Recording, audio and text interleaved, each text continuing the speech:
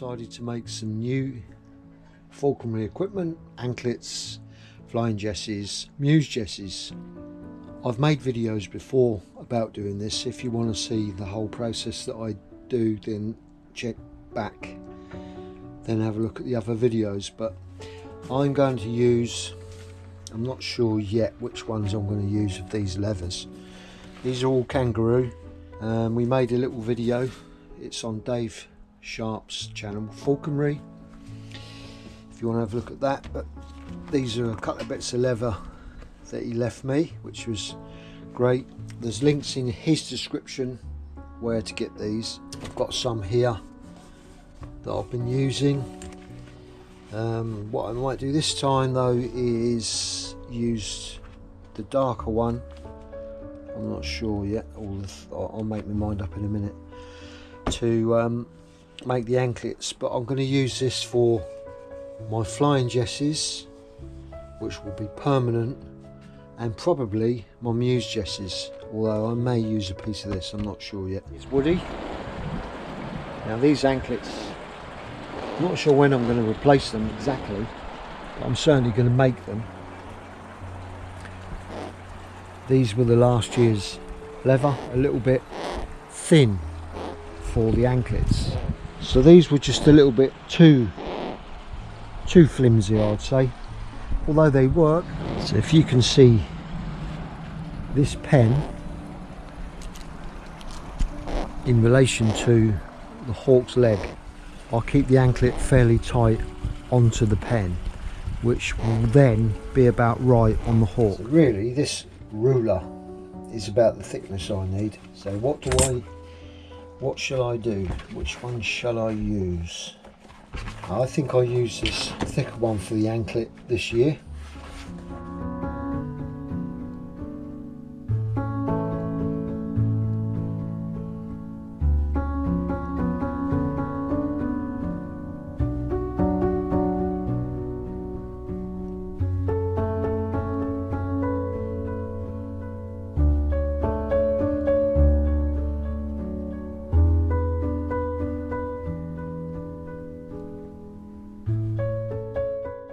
So on the muse jesses, the bigger the fold at the end, the bigger the button. So for instance, if I rolled out half of that, it'd be a smaller button on the end. The main thing is the button is bigger than the hole. So if the hole is, well actually it's in this part, if the hole is that big, and as long as the button's that big, that's fine, if that makes sense. So roll once, twice, I'll do 3 times,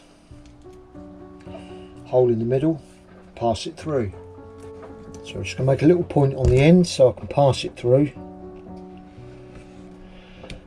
I'm not worried about the length of them just yet. That I'll determine afterwards. So there's the button.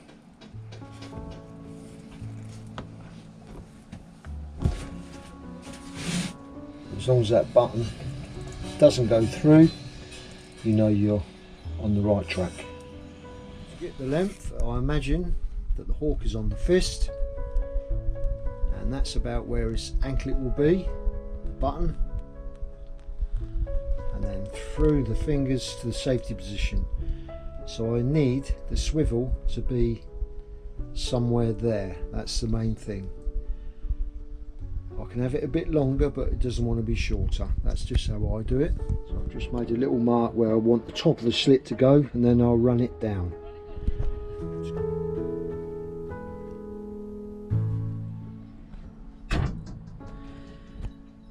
So there's my muse jesses and anklets ready to go on. I should be making some flying jesses and a buet, but I should do that off camera. So it's all been done before, but I'm just going through my process now, getting ready for taking the hawk out and getting back to hunting and whatever else we'll be up to. Nice bit of quail for Woody today.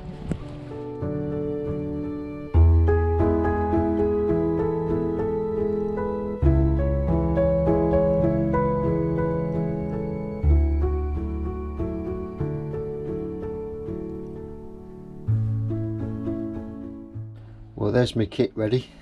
I've got a Buick. I've just got to trim the ends off, but I'll do that after I've put it on the hawk. But I've made all the holes as I want them. I've done it a slightly different way. Instead of having 2 holes in one side, I've got 1 in each. So it sort of strengthens up a little bit the bit of leather. But that's just the way you cross it over at the end to make it secure. Flying jesses. I will put a small hole as near to the end as I can get. That's where I put my clip on. This is this little, what do they call them? Lobster claw. Only when I'm flying the hawk and it has telemetry on do I use this.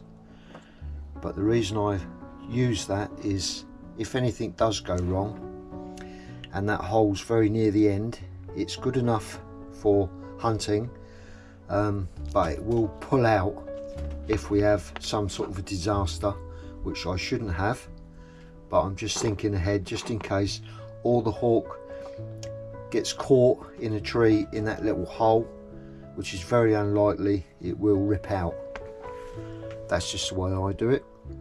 And say we've got a homemade bell which I made out of copper, and then we have the new anklets ready to go on. We haven't secured the eyelets yet because they've got to be done after the hawk's on, and that is an oversized swivel that's just there to hold it all together.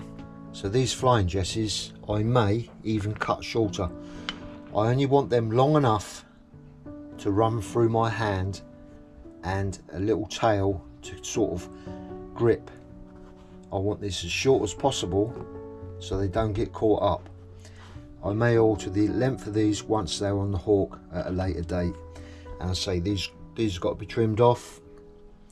I've used, so for the Muse jesses I have used this lighter leather. For the anklets I've used this darker leather, a little bit stiffer, and for my flying jesses I've used this leather that I already had. Very soft and supple. That's okay, it won't break. They're all okay. I mean, you've got to pull quite hard to break this stuff. What's going around the ankles of the hawk, or the legs of the hawk, is a slightly stiffer leather. So all I've got to do now is grease up the flying jesses and the Buick. So each year since Woody came to me in 2019, he's actually molted an extra feather from his train. So he's done 12 and then he's molted one of the new ones, and that's happened every single year. I'm not sure about this year because I haven't actually counted them. So I haven't counted this year, but that's what he's been doing. And in fact, it sort of put me behind slightly, because when I thought it was ready to go, out came one of the new molted tail feathers. Now, I'm not sure whether that was because of the quality of the food I continued to give him. So what I do now is, once I see all them feathers almost down, I'll stop feeding him the sort of red meat like pigeon and stuff like that, and just give him rabbit, what you would normally eat. So I'm not sure if that's why he done that. I don't think the deck's come through this year that we lost last season or the season before. I'm hoping it will. Maybe it has. I haven't had a chance to sort of go through the tail feathers yet. Little reminder, I'm sure you know, 13th and 14th September, it's getting close now. We're going up to Holdenby House, to the Falconer gathering, which is not just falconers, it's anyone interested in birds or anyone that wants to go. It's going to be good. Dave's got lots of stalls going there, all sorts of hood makers and gloves and telemetry, and there'll be talks, and there's the horse box bar, which also looks good if you like a little drink. Obviously we're not going to get slaughtered up there because that's not what we do, is it? I am taking Woody up there because I shall be doing a little talk, and this talk will be on my journey from getting the hawk, why I got the hawk, maybe things that have gone wrong, some disasters, and my channel really, and how my channel's grown, and the way we hunt, just a little bit about myself like that, and Woody. So I'll be doing that. So I am going to take Woody up there, come over and say hello, because I don't know everyone. A few of you I do that have sent pictures through and stuff and got to know you, but it'd be great to meet like-minded people. I think I'm going to be looking for a new hood for Woody, maybe as a spare, but it'd be just nice to buy a new hood. This one here you've seen before in other videos. This was made by an inmate of Her Majesty's prison, which is what, you know, it's what they can do in prison to sort of entertain, but also give them a structure to come out with and a new hobby. So yeah, that was made by an inmate, and I do like that for sort of sentimental reasons. A good friend of mine gave me that, not one that was in prison, I will add. I thought I'd just quickly talk about weight in a real brief way.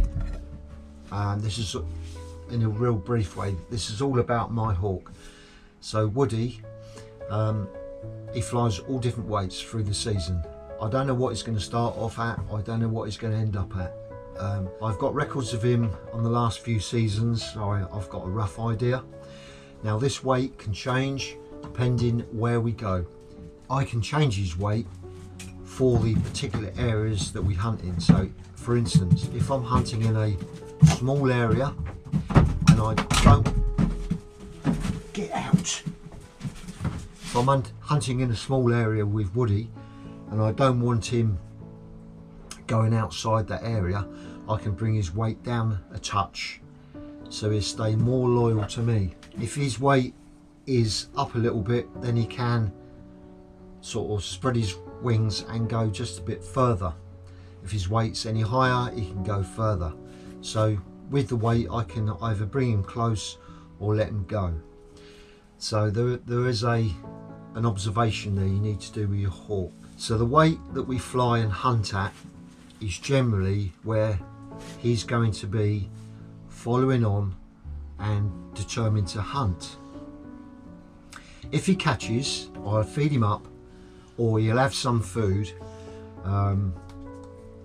or he'll have sufficient food to maintain that weight so he can get out the next day. Occasionally he'll eat a little bit more than he needs to, and that weight goes up to half an ounce, sometimes an ounce. Towards the end of the season, that's okay, I'll keep flying him. At the beginning of the season, I'm going to have him a little bit more under my reins, as it were, because he won't be comfortable.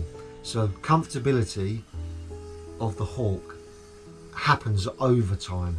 So at the beginning of the season, he's a bit edgy, he's unsure, so the weight needs to come down a little bit. Now as Woody gets familiar, that weight can go up. So familiarity with the hawk, it's routine. So during my flying season, that hawk will be flown at the same time every day. My routine is I get up, I go to work, I'm home by 11 in the morning, and then we hunt. So I come home, the hawk knows, and eventually he pops into the mews from the aviary. I shut the hatch, go in, get him, weigh him, put him on the perch, get the gear together in the car, and we go. So that's routine. So every single day the same thing.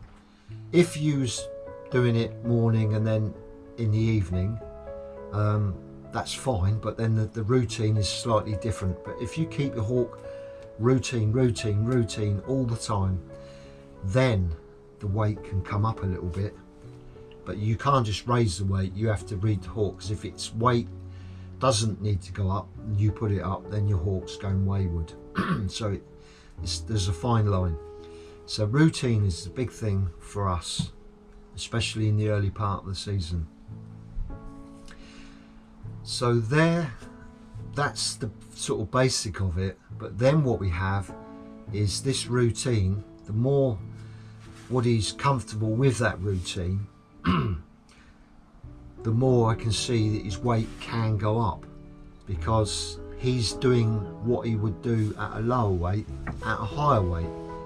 So I always want him the same, following on, determined to catch, not flying half-heartedly and then pulling off, or not going into a bush to chase. If he's pulling off or deciding not to do things, then his weight's probably a little high. Okay, but I'm trying to get this fine line. So as the routine goes on, the weight can go up. So that's all at a set temperature. So everything's the same. If it was the same every day, but it's not.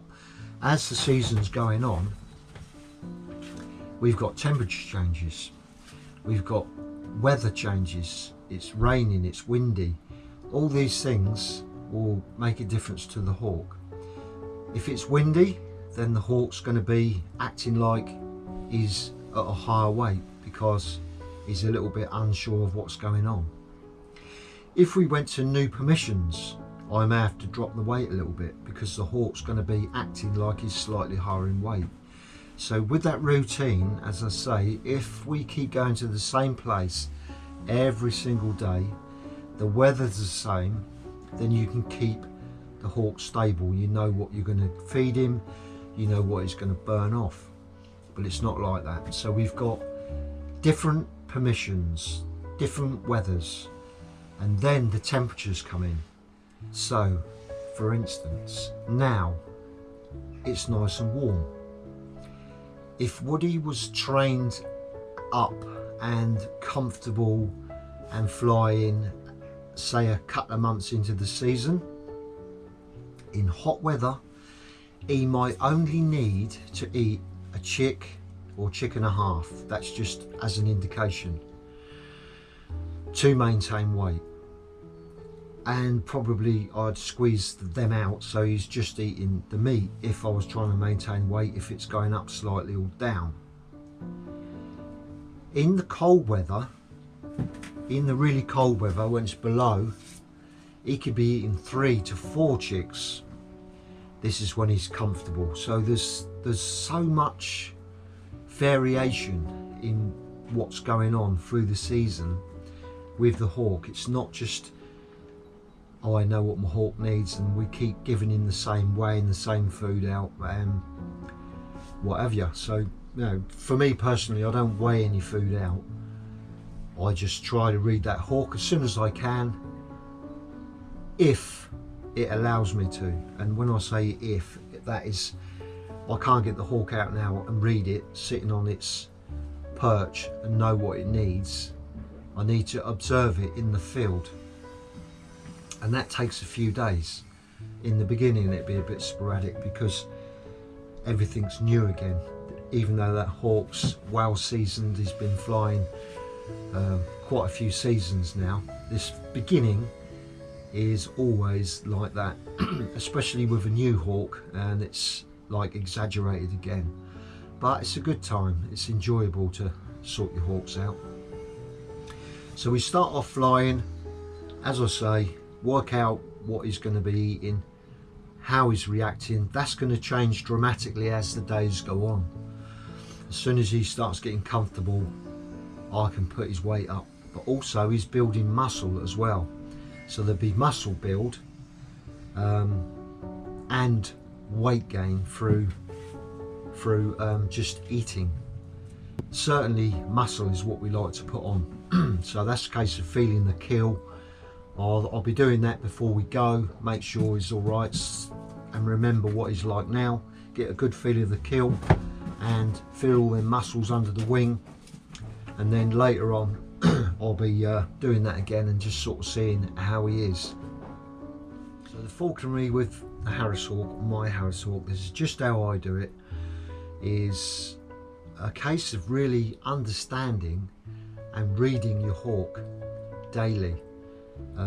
Like I said before, it doesn't take long before, if you didn't have scales, you could continue doing what you're doing just by reading the hawk.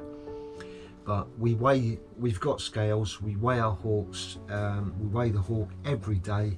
I record its weight, I record the weather, I record what it's eaten, what it's caught, and his response.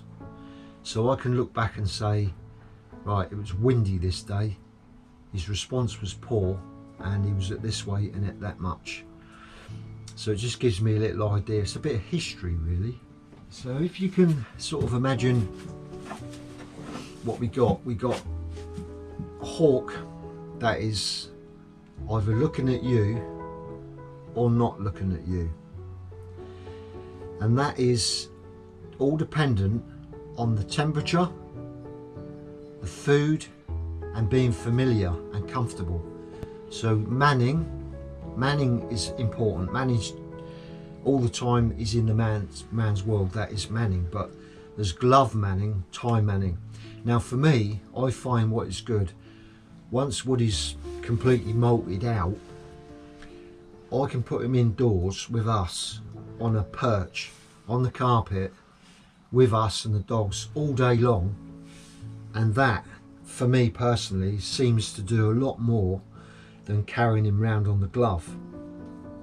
Carrying him round on the glove is great because that's what you're going to be doing. So I mix it up a little bit. He might come indoors once a week and he'll have a full day after hunting sitting on the perch, especially in the winter when it's cold. We use the fire and warm him up if he's got a bit damp, have a bit of social time, and then pop him away. When I say about the hawk looking at you or looking away, when they're looking away, it's a nightmare, because if you're out, they're not watching you, they're going off doing their own hunting and you're basically chasing them. When you get the sweet spot, everything starts to happen, and it's like a beautiful point where you see that hawk and he's watching you all the time. I could just walk across to another wood and he'd follow, but he's hunting as well. So he's looking at me, he's waiting for me to get stuff up, but he knows if he doesn't, he can have a little bit of food off me as well. So that is the point where everything is working. I've flown Woody at all sorts of weights, and I know how he's going to react, what he's going to do, but being high in weight is dangerous with a new hawk because you're going to lose it. So you have to really understand your hawk only, because it's all down to your particular hawk. I know my hawk, this is my journey, this is what I do. So we've got a hawk that is overweight and looking away, and when I say looking away, he's just doing his own thing, following on but a long way off all the time, just shooting off across the other side of the woods, the other side of the fields. If that's what's going on, then your hawk is a little bit high in weight. Too low in weight and the hawk's going to be fluttering around you all the time and looking at your bag and maybe trying to land on your shoulder and your glove. I mean, that's what you don't want. That is a hawk too low in weight. You've got to get that balance where the hawk is following on, hunting, coming to the whistle, and you've got that balance. That is a beautiful place to be. Enjoyable. It's not enjoyable if your hawk's too low, which it shouldn't be, or too high, which it shouldn't be. Woody's fat weight is about £1.12.5. When we start fattening him up, he goes up to over £2, then he'll drop off, which I have said before, but he's about 1.5. Well, he's about £1.12.5. That's what he is. I've flown him at the end of the season at £1.11. Now that is a high weight. Trust me, that's not going to be what we're starting off with. I'm not going to say what weight I'm taking my hawk to. I don't need to say what weight I'm taking the hawk to, because it makes no sense to what you've got to take yours to. Remember, there is a lot of weight on a hawk, a lot of weight, a lot of fat after the molt. More so probably than if they was in the wild, because they've been fed some really good meats. The other thing to think about, this is an evolutionary thing with a hawk, Harris hawk, or maybe other hawks, that the more their weight is down, the more confident they get. And that's because if they haven't got confidence, they're going to die. So what they do is like an evolutionary thing where the weight comes off and their attitude gets a bit more confident. That's why when their weight's down a bit, they're better on the glove, and at fat weight they're horrible, or they can be. They become very soft, and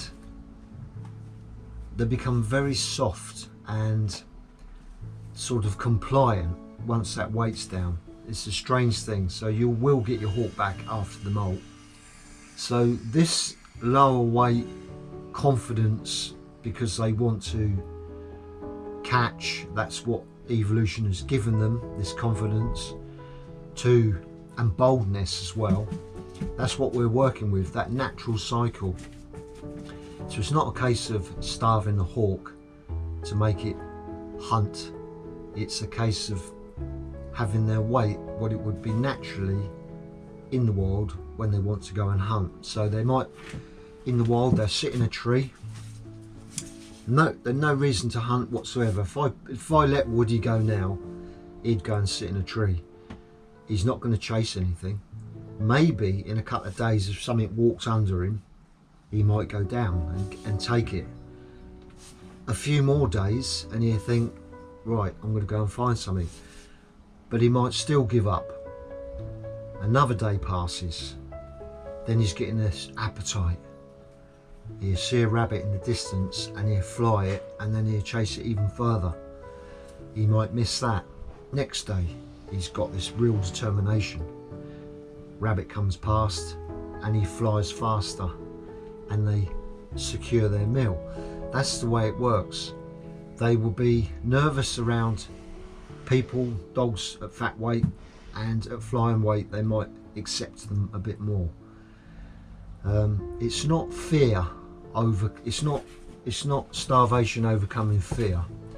It's appetite and evolution that's given them that drive. That's how it works. You've got all these things to think about: weather, food, what food, temperature, familiarity, manning. So there's a big parcel, big package to get down into that sweet spot. See you next time.